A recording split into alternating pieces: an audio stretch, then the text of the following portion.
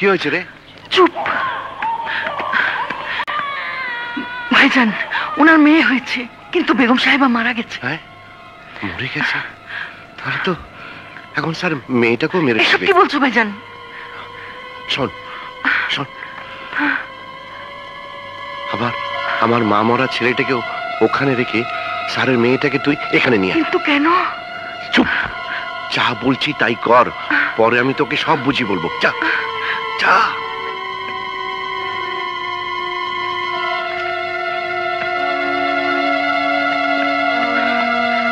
যা যা না। স্যার, স্যার আপনার মনের আশা পূরণ হয়েছে। তাহলে তাহলে আমার ছেলে হয়েছে? হ্যাঁ হ্যাঁ স্যার, আপনার ছেলে হয়েছে স্যার। হ্যাঁ, কিন্তু কিন্তু কিন্তু কি? বেগম সাহেব আর নেই। জমির, স্যার আপনি ভেতরে যান স্যার, যান স্যার।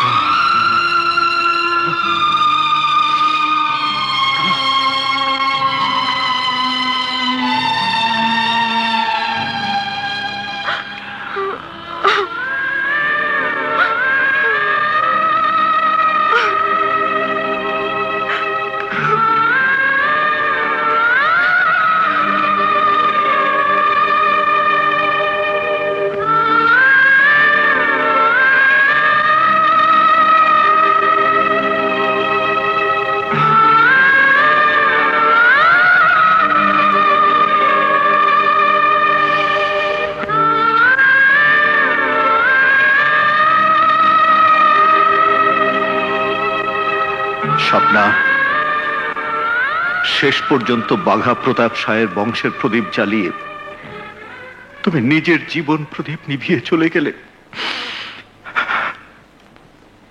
এই কষ্ট সইতে আমার কষ্ট হবে, তাই আজ তোমার লাশ ছুঁয়ে আমি কসম খাচ্ছি,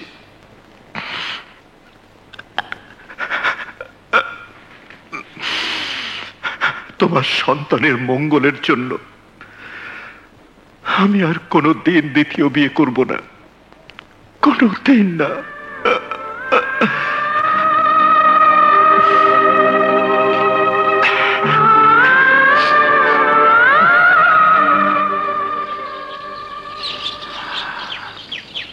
জমির, তোমার সাহায্যের কথা আমার মনে থাকবে। এ তো আমার কর্তব্য ছিল স্যার। হ্যাঁ জমির, এই বাচ্চা কার? ও আমার মেয়ে। দুদিন আগে ওর মা ওকে জন্ম দিয়ে ওর মায়া কাটিয়ে চলে গেছে স্যার।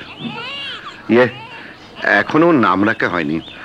আপনি আমাদের মালিক, তাই আপনি যদি একটা নাম রেখে যান আমি খুব খুশি হব স্যার।